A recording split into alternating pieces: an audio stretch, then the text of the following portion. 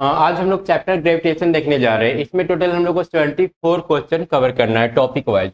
और हर टॉपिक किस टॉपिक से कितना क्वेश्चन पूछा गया है एक बार हम लोग देख लेते हैं। और ये सारे क्वेश्चन मी कैन वी जो ऐप है उस पर अवेलेबल है।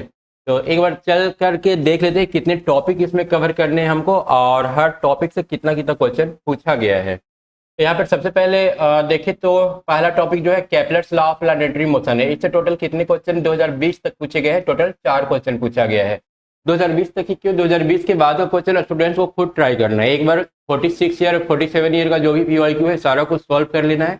ऐसा सॉल्व करना है कि उसके बोर्ड पर हम लोग बता सके किसी को। उसके बाद बाकी का जो लास्ट 4-5 ईयर का क्वेश्चन है 2021 से 2025, हालांकि ये सारा का सॉल्यूशन जो है ऐप पर अवेलेबल है, उसको खुद से ट्राई करना है। देखना है कितना परसेंट क्वेश्चन वो खुद से ट्राई सॉल्व कर पा रहे हैं और उसके बाद फिर एग्जाम देना है। तो एक काम कब करना है? एक काम जनवरी में करना है, मतलब 1 से 20 जनवरी के बीच में, और उसके बाद एग्जाम देने चले जाना है।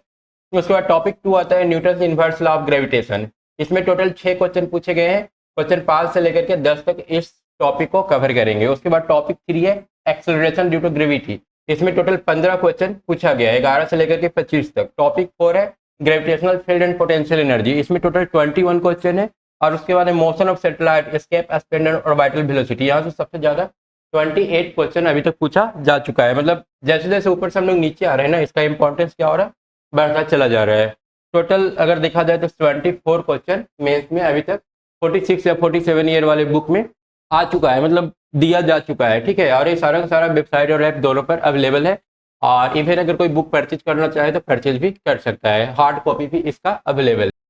क्वेश्चन स्टार्ट करें इससे पहले एक बार हम लोग समझ लेते हैं कि आखिर ये जो केपलर्स लॉ है वो है क्या है। इनका 3 रूल आया था और तीनों रूल एक एक करके समझ लेते हैं। पहला रूल इन्होंने ये बताया था कि अगर कोई भी प्लानिट है, जैसे मान लो यहाँ पर सन हो गया सेंटर में, तो प्लानिट जो मूव करेगा वो सर्कुलर ऑर्बिट में ना मूव करके एक इलेप्टिकल ऑर्बिट में मूव करता है, इस बात को फॉलो करता है। हालांकि यहाँ से कोई खास क्वेश्चन बनता नहीं है, तो ये हमारे लिए कुछ खास इंपॉर्टेंट है नहीं। ये इनका पहला रूल था कि इलेप्टिकल पाथ को फॉलो करेगा।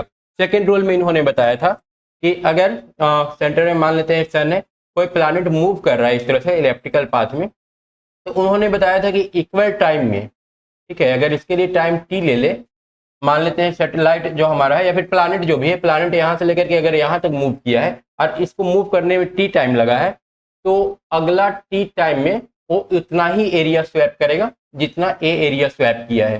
मतलब इस तरह से अगर हम लोग खींच लेते हैं ना, ए टाइम टी लगा है ना, तो ए टाइम भी टी लगेगा। और ये दोनों एरिया क्या होगा? A1 और A2 आपस में इक्वल होंगे। A1 और A2 आपस में इक्वल होंगे। हालांकि इससे ये भी पता चल रहा है कि जब दूर है ना सन से प्लैनेट जब सन से दूर है तो इसका जो स्पीड होगा ना वो स्लो होगा, क्योंकि इतना ही दूर गया। लेकिन जैसे ये सन के करीब आया होगा प्लैनेट, इसका स्पीड क्या हो गया होगा? फास्ट हो गया होगा। तो हम लोग बोल सकते हैं कि जब प्लैनेट सन के क्लोज होगा तो उसका स्पीड क्या होगा? तेज हो जाएगा। ये इनका दूसरा रूल था। थर्ड रूल में इन्होंने बताया था कि जैसे मान लो ये हमारा सेंटर में सन है, ठीक है, प्लैनेट इस तरह से मूव कर रहा है, तो इन्होंने बताया था कि इसका जो टाइम पीरियड होगा इस प्लैनेट का, ठीक है, टाइम पीरियड का स्क्वायर, और इसका जो डिस्टेंस है या इसका जो रेडियस है उसका क्यूब, ये क्या होगा? कांस्टेंट होगा। ठीक है, उसी तरह से अगर हम यहाँ पर मार्स पर जाएंगे तो मार्स के लिए भी क्या होगा? टी स्क्वायर बटा आर क्यूब कांस्टेंट हो जाएगा। ठीक है, मतलब T square directly proportional R cube का, मतलब आर जितना बढ़ेगा टाइम पीरियड उसका उतना ही ज़्यादा इंक्रीज होगा। इसलिए जब हम लोग टाइम पीरियड देखते हैं सन के मुकाबले मार्स का, तो वहाँ पर ज़्यादा होता है। ठीक है, ये अगर 365 दिन में एक कंप्लीट रोटेशन कर ले रहा है सन का, तो इसका जो टाइम पीरियड होगा 365 एक साल से ज़्यादा हो जाएगा। ठीक है, अब चलते हैं हम लोग पूछते हैं पहला क्वेश्चन में। तो सबसे ज़्यादा यूज किसका होने वाला है?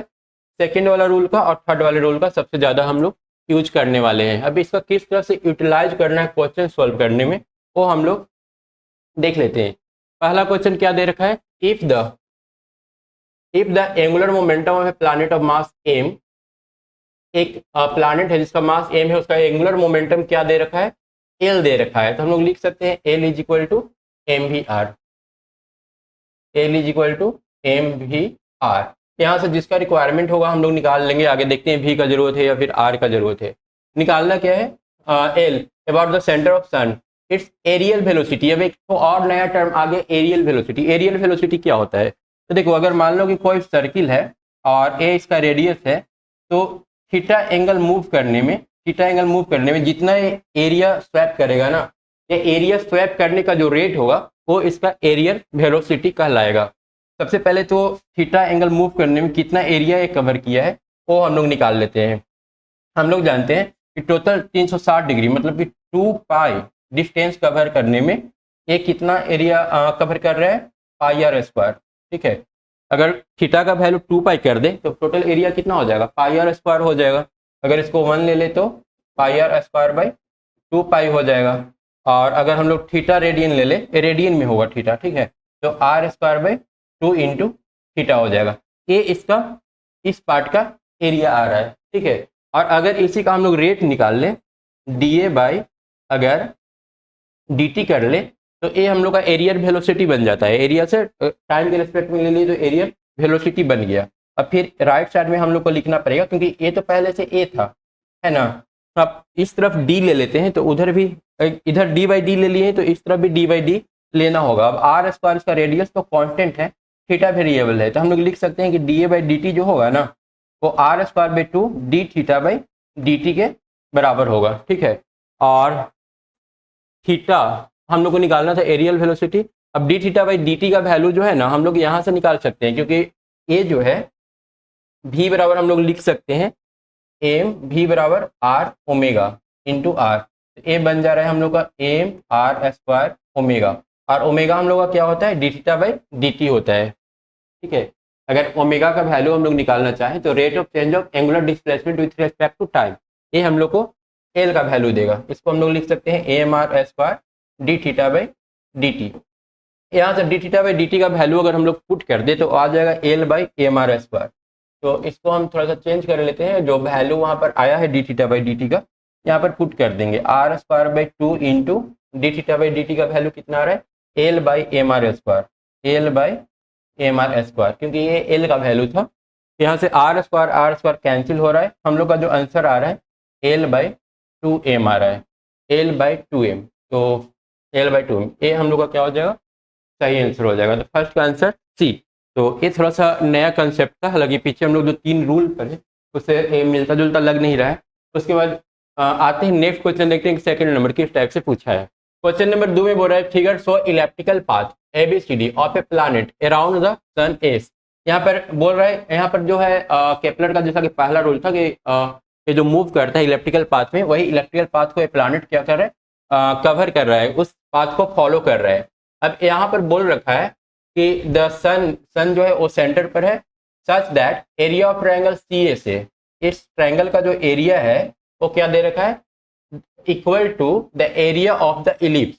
बोल रहा है कि इस ट्रायंगल का जो एरिया है ना वो टोटल इलिप्स के एरिया का 1/4 है। हम लोग ऐसा करते हैं, इलिप्स का जो एरिया है ना इसको x से जूम कर लेते हैं, तो ये जो ट्रायंगल है, ट्रायंगल CSA इसका एरिया कितना हो जाएगा, x/4। ठीक है, उसके बाद आगे दे रखा है the area of the ellipse. ठीक है, with DB as the semi major axis. बोल रहा है कि डीबी इसका जो है वो सेमी मेजर एक्सिस है and CA as the semi minor axis. If T1 is the time taken for planet to go over path ABC मतलब प्लैनेट जो है ना यहाँ से यहाँ तक कितना टाइम में मूव किया है, T1 टाइम में मूव किया है। इसको इतना दूर मूव करने में T1 समय लगा है, और बाकी जो ए वाला रास्ता है इसमें इसको टाइम कितना लगा है, T2 लगा है। ओवर CDA इसमें टाइम उसको T2 लगा है। देन T1 और T2 में क्या रिलेशन होगा, तो यहाँ पर हम लोग को कौन सा रूल यूज करना होगा, हम लोग केपलर का थर्ड रूल, 3 रूल पढ़े हैं, तो इसमें हम लोग को दूसरा वाला नियम यूज करना होगा कि ये इक्वल टाइम में इक्वल एरिया कवर करता है। तो सबसे पहले T1 टाइम में कितना एरिया कवर कर रहा है उसको निकाल लेते हैं। T1 टाइम में ये येलो वाला पार्ट है, ए एरिया कवर करेगा। तो टोटल जो हम लोग इलिप्स है उसका एरिया x एज्यूम करके रखे हैं, और साथ में इस ट्रायंगल का एरिया x/4 एज्यूम करके रखे हैं। तो T1 टाइम में जो टोटल एरिया कवर होगा वो हो जाएगा 5x/4। ठीक है, ए वाला ये x/2 करना होगा, क्योंकि पूरा इलिप्स का आधा वाला हिस्सा ए वाला है। ठीक है, ये आधा हिस्सा है, तो ए वाला पार्ट कितना हो जाएगा, x/2, और ए ट्रायंगल का x/4। अब इन दोनों को अगर हम लोग जोड़ दें तो ये आ जाएगा LCM 4, 2x + x मतलब कि 3x/4। ठीक है, उसके बाद सेकंड हम लोग ये जो रेड वाला पोर्शन है ना, ये वाला एरिया कवर कर लेते हैं, जो कि वो T2 टाइम में कवर कर रहा है। तो ये वाला एरिया हो जाएगा x/2 माइनस इस ट्रायंगल का, ये पूरा तो x/2 होगा, उसमें से इस ट्रायंगल वाला पार्ट अगर हम लोग हटा देते हैं जो कि x/4 आया था, तो एलसीएम 4 ये हो जाएगा 2x माइनस एक्स, मतलब कि x/4। ठीक है। अब जैसा कि हम लोग रूल्स में पढ़े थे कि इक्वल टाइम में इक्वल एरिया कवर करता है, मतलब एरिया जो होता है टाइम के डायरेक्टली प्रोपोर्शनल होता है, वही इसका मतलब हुआ ना। तो ऊपर वाला का एरिया हम लोग आया है हम लोग का 3x/4 और नीचे वाला का कितना आया है x/4। ए प्रोपोर्शनल है, इसमें टाइम लगा था 3x/4 में T1, तो यहाँ पर हम लोग यूज कर लेंगे T1 और नीचे में यूज कर लेंगे T2। यहाँ से 4 और 4 कैंसिल होगा, x और x कैंसिल होगा, तो 3 बराबर आ रहा है T1/T2। तो यहाँ से T1 बराबर 3T2, T1 बराबर 3T2, T1 बराबर 3T2 कहाँ पर है, ऑप्शन सी। ये हम लोग का करेक्ट आंसर हो जाएगा 2 का। उसके बाद आते हैं क्वेश्चन नंबर 3 में। थर्ड नंबर बोल रहा है कि India Mangalyaan was sent to the Mars. India का जो मंगलयान है वो sent to the Mars by launching it into a transfer orbit. यहाँ पर एक ट्रांसफर ऑर्बिट है EOM, इसको क्या बोलेंगे, ट्रांसफर ऑर्बिट बोलेंगे। मतलब एक ऑर्बिट ए वाला भी है, इसको अगर हम लोग कंप्लीट कर लेते हैं तो कुछ इस टाइप से बनेगा ये। ठीक है, तो मतलब कुल मिलाकर के यहाँ पर 3 ऑर्बिट दिखाई दे रहा है, एक अर्थ का अपना ऑर्बिट, दूसरा ये जो मंगल ग्रह है उसका अपना ऑर्बिट, और तीसरा एक ए ऑर्बिट रेड वाला, जिसको हम लोग क्या बोलेंगे, ट्रांसफर ऑर्बिट बोलेंगे। It leaves the earth E and meet Mars at M। बोल रहा है कि यहाँ से ऑर्बिट को लीव करता है और जाकर के मार्स पर यहाँ पर मिलता है। ठीक है। If the semi major axis of earth is, semi major axis earth का ये वाला मेजर एक्सिस होगा, और ये सेमी मेजर एक्सिस जो अर्थ का है 1.5 इंटू 10⁻11 है, मतलब ये रेडियस, एक तरह से रेडियस का काम करेगा। ठीक है, ये हम लोग नोट कर लेते हैं। AE जो है आया है 1.5 इंटू 10⁻11 मीटर दे रखा है। उसके बाद एंड द मार्स, मार्स का जो ऑर्बिट है that of the Mars orbit AM, मतलब कि मार्स ऑर्बिट कहाँ से कहाँ तक हो जाएगा, ये हम लोग का हो जाएगा ये पूरा यहाँ से लेकर के यहाँ तक।